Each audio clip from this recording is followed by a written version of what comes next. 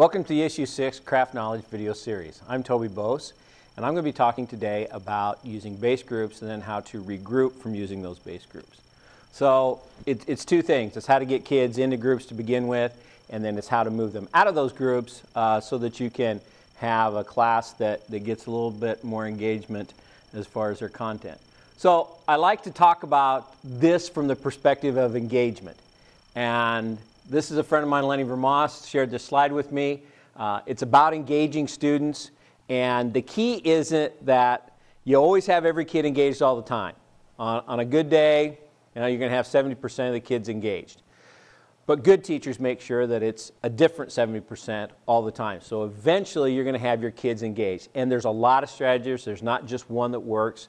I think that using base groups, moving kids around a little bit, it's a way you can increase the chances that your kids are engaged. The other thing I think this does is it's a nice state change. And we've talked about state changes in some of our other videos. The brain needs a chance to refocus. So anytime you have some kind of change up where it diverts their attention, you're going to get your kids back on track. You see here, you're going to want to change instruction for the little kids every 5 to 10 minutes.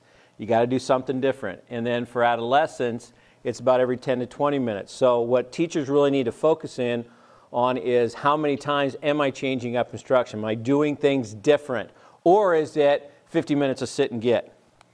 Okay? So I love this slide. Why would you want to change states when you finally have the kids sitting there and it looks like they're listening to you? Well, the key word there is they look like they're listening to you. The point is they're not engaged even if they're not causing trouble, because the brain needs a chance to refocus and start again. So this notion of state change can apply to a lot of different areas. It can apply to academic games. It can apply to grouping. It can even apply to this last one, physical movement. When you stand up, you get more blood flow. So I really want you to think about this from the stance of a state change. Also, processing time. The brain needs a chance to process it. The couple strategies I'm going to show you today are a nice way to go ahead and give the kids a chance to process, review, think about, reflect upon the content. Okay? And the last thing I really think this helps a teacher work through is this notion of primacy recency. And this graph kind of shows when the prime times and when the down times are of a 40-minute class period. So you see in the first 20 minutes, you kind of got your prime time. And what primacy recency or serial positioning talks about is the fact that the kids will remember best that which happens first, and they're going to remember second best, the second prime time, that which happens at the end. In between is what we call downtime. I call this the black hole. And that's what I think teachers have to work through, is how can you keep them engaged during this time so this is more flat across the top. So some of the strategies I have here you could take after the first 10 or 15 minutes, have a state change. Then you can maybe use some of this flexible grouping in your base groups to work through that downtime. Okay? All right. When you have kids work in groups, here's some things to keep in mind. If you want routines, teach them. If every day you number off and it's a different group and it's a different way to do it, you're wasting time. If you want a routine, you teach the kids how you want them to get into groups and where you want them to sit. There's a lot of ways to do it. Sometimes there is student choice, and I say on here, avoid student choice, but there are some groups, especially in clock partners, where you may let them have one. But be careful on letting kids just pick their partner. Try to be random, all right, in many of these. Room arrangement. I suggest you use the entire room. So the more spread out the kids are, the less chance that instead of a pair, 2 pairs of 4, or 2 pairs of 2, you actually have a group of 4. Try to use the whole room.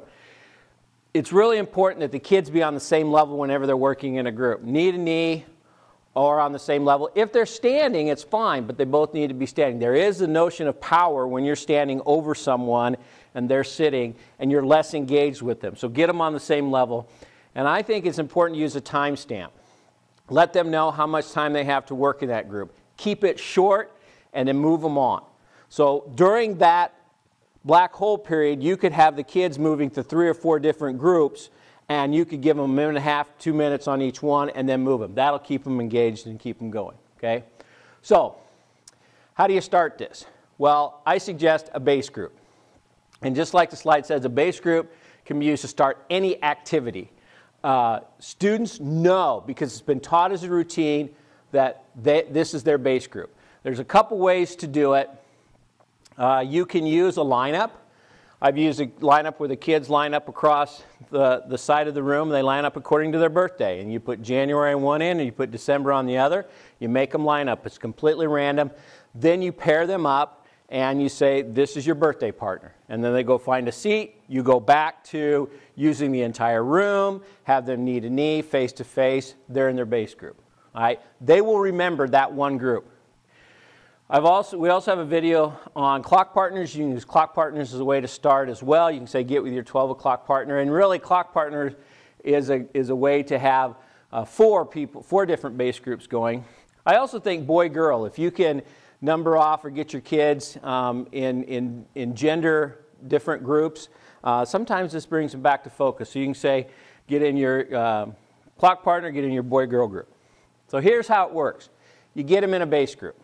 And you might give them a prompt. You say, I want you to spend 2 minutes talking about summarizing what we did today. All right? So you let them get a little think, pair, share going there. Then, the way this is what I call pair random split. You've got them in their base group. Now you want to move them. So the key here is choose one person to leave. That's all you have to do. You don't have to just choose one person. You don't have to move the whole room, just one. So half the room will be moving. And I suggest you make them go halfway across the room so they don't just slip over into another seat nearby. But that's kind of up for debate if you want to do that. So you're going to move one. So here's how you do it. You got them in their base group. Let's say it's their birthday partner. They're spread out all over the room. You have them discussing two of the most important points from the content you just gave them. And then you have a signal to stop them. And you say, I want, and then you pick one of these. I want the oldest person in each group to raise their hand. Wait. I want that person to get up and go sit from another partner. Half the room will move. All right? And you've had them in pair, and you had a random split, because you don't know who the oldest in each group is or the youngest. They got up, they moved. Now you've got a new group going. Here are some other ways to move those. I mean, you can pick the one who traveled the least, greatest distance to get here, the one who got up earliest this morning, the one with the most feet in their household. There's a variety of ways to get one in the group to go ahead and move. So let's say they move. Then you say, okay, now the person that moved, I want you to ask some questions about the content we just did. You have 2 minutes. Give them a couple minutes. Raise your hand again. Say, hey, I want the one in your group that got up earliest this morning to go move. One of them's going to get up. One of them's going to move. They'll all have new partners. So this whole notion of having a base group within that time of engagement where you want kids processing information and then splitting them and just pair them up, randomly split them, move one, is a way that you can go ahead and use base groups to help keep kids engaged, and you can get them a lot of different groups. So that's kind of how to use base groups, and that's how you can split them and move them and regroup them. We encourage you to use this with some intention as you improve your practice.